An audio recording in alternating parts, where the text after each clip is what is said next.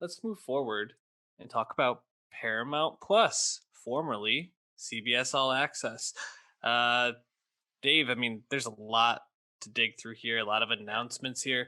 I wanted to ask you, out of everything that was put out there as Paramount Plus is, rebranding CBS All Access, what is most appealing to you in the announcements that came out? Yeah, I mean, in terms of one singular thing, killer app type stuff, it's obviously the Halo show, which has been moved from Mm, Showtime to Paramount Plus. Showtime also under the Viacom CBS umbrella. Um, that's really appealing to me. I think that's a really smart move too. If you're pushing this new platform that you want to be bigger than Showtime, hmm. that makes sense to me. That's really cool. That's coming next year. Um, I think that's nearly done filming. Bokeem Woodbine's involved. But Halo in general, with the big budget, that's a really tantalizing, big sci-fi IP show. So I hope that's good. Yeah, let's go. Oh, yeah. Let's get the let's just get the soundtrack out. I mean, there's a lot of stuff here. Just kind of digging through it. I think probably the thing that interested me the most was this Avatar Studios Yeah, announcement where that's they're number two. building off Avatar, the Last Airbender, and kind of just going to be building out that world. I mean, that's ripe for serialization for sure.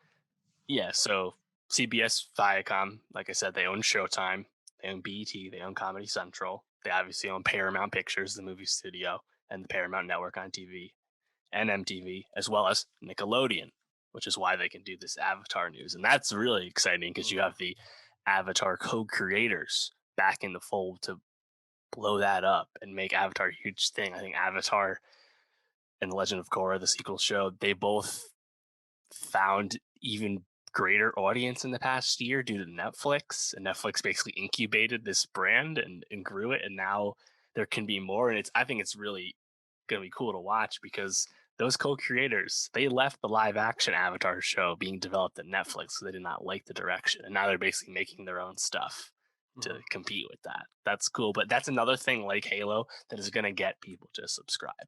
Obviously, the Yeah. Nickelodeon library will help parents subscribe for the sake of entertaining their children, but having new Avatar stuff is going to attract lots of people. Yeah, for sure. And kind of moving into the Nickelodeon side of things, they did promise, like a lot, not live action, a 3D or a animated Rugrats series, or at least a movie. I think something along those lines. New Mhm. Rugrats content. You're getting a Fairly Odd Parents live action Yeah. remake, which is actually kind of interesting to me. Um, and then also just looking here, a lot of like comedy things. We have Inside Amy Schumer. We have a Trevor Noah show. They're really building off some things that are already established, some things that aren't. Um, I don't know. I hear you Spin-offs on laughing. their movies like Fatal Attraction getting shows like Italian Job. Okay. I think that's a classic. Like, you have an idea for a heist show, let's brand it as an Italian Job spinoff for Yeah. marketing IP sake. Like, you can see the strings there. Give me the Mini Coopers through the side streets of Venice again. Just give it to me. Um, yeah, I mean, there's a lot of stuff here. Obviously, some of the biggest news that was out there was that movies that are from Paramount Studios will that are in theaters will be accessible 30 to 45 days after their release or after they're out of Yeah, theaters. release of this So year, similar to the HBO Max move. I think this is most interesting to people for a trio of films: Quiet Place 2, Mission Impossible 7, and Top Gun Maverick.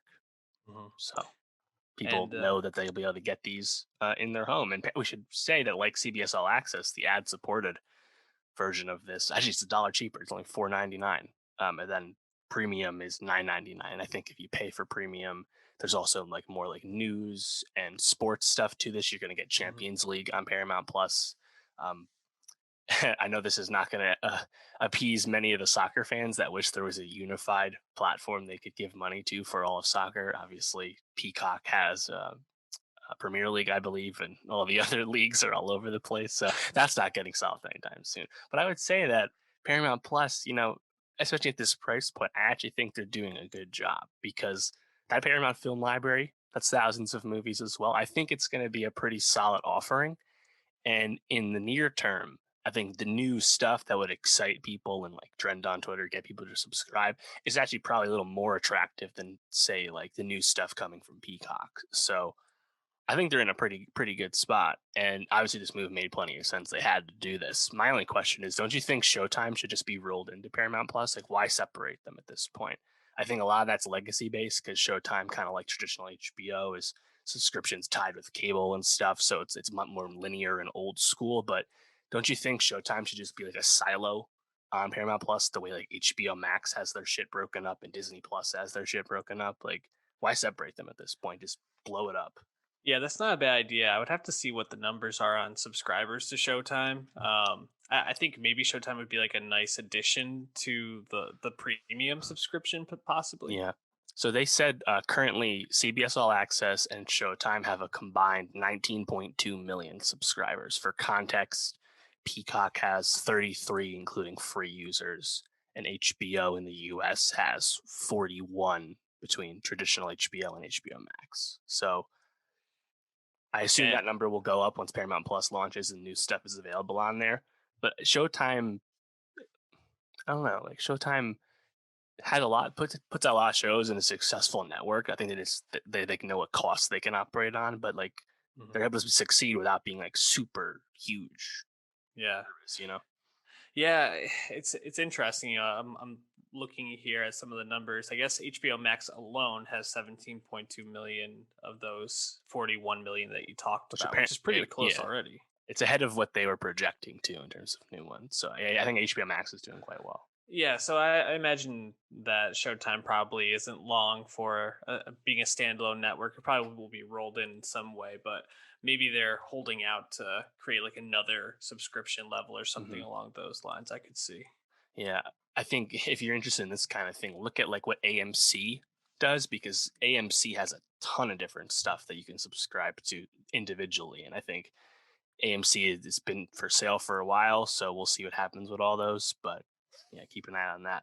But I mean, for me, Paramount Plus is just cool because we're finally getting a sense of direction for Paramount, which has notably been plagued due to just poor management. Really, the past few years, like they didn't make a profit uh, from 2016 to 2018 before finally turning it around in 2019. And we've been talking about it here and there because they just been selling all their movies even before COVID, right? Yep. Remember Cloverfield Paradox, Hmm. Annihilation International? Like they just selling shit. They're just abandoning theaters and cutting marketing costs, right? And even this year, the Lovebirds, Trial of Chicago 7, Coming to America, the upcoming Without Remorse with Michael B. Jordan, all of these sold for big sums to Netflix and Amazon. Um, Emily in Paris was Yep. actually a Paramount Network show sold to Netflix. No one has any idea about that at this point, but that's the truth. Um, so it's actually I'm just happy that Viacom, CBS, they know they're not Disney, they know they're not even Warner Media, but I think they can be successful at this rate, and try and compete the way NBC Universal is competing. One other thing I'm excited about in the future, and maybe will be on Paramount Plus one day, would be Killers of the Flower Moon, the next Martin Scorsese movie. Um, Starring. Jesse Plemons. Yeah, our Now guy. that sorry, I misspoke. That would have been on Paramount Plus, but they actually co-financed this because of Scorsese's budget demand. So this is actually going to be on Apple, not on Paramount Plus. Whatever. Jeez. That's just them just like making money basically. Yeah. Um, Um. but actually, and there's two other things, right? Like Paramount, what are their two biggest franchises? Right now, it's Mission Impossible, but their two biggest franchises are Transformers and Star Trek, neither of which is active on the film side right now. Obviously, Star Trek TV is probably the most successful thing about CBS All Access. Right. So there's more room to grow with Paramount Plus, I think. Definitely more room to grow. I guess as a conversation we've been having ongoing, especially related to the streaming services, do you feel like Paramount Plus is good news or bad news for movie theaters?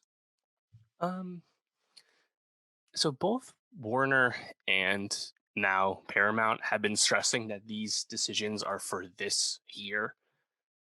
And for the most part, I believe them. I feel like blockbusters are not long for streaming debuts because, as we've outlined before, it's just not realistic in terms of making your money back if you're going to spend a lot on a movie to make it.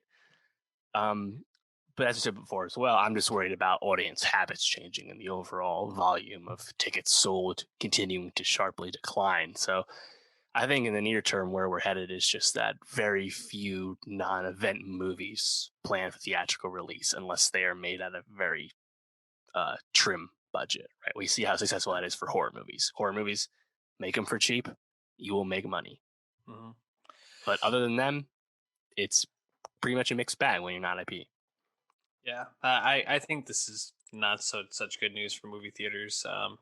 Just another streaming service where you can skip the theater and get it 30 days later or 45 days later, and it I doesn't mean, really impact you that much like much. Dune on HBO Max, I you'd have to shoot me to make me watch Mission Impossible 7 for the first time on my TV. Like Christ. But Dave, That's you just so are, disheartening. but Dave, you are also like in that 5% of people who will say Yeah, that. correct. That's the thing. A lot of people will just enjoy watching this Mission Impossible from their home and seeing it at all. So Mhm. it's tough, definitely tough. But we'll be talking about it. Just For the last record, question. Paramount Plus launches this Wednesday, the 4th. Just last question. Frasier reboot. Almost certain that he's probably going to be a podcaster in this. Oh, Your that's funny. thoughts? Um, Finally, we get a podcasting TV show, right? I mean, yeah, why not? Why not? You got your main lead. You got Grammer back. Kelsey Grammer's back for Frasier. Sure. Kind of reminds me of the Roseanne slash Connors revival. I mean, What? if they're not Do going to it. have Eddie, like I don't even want to watch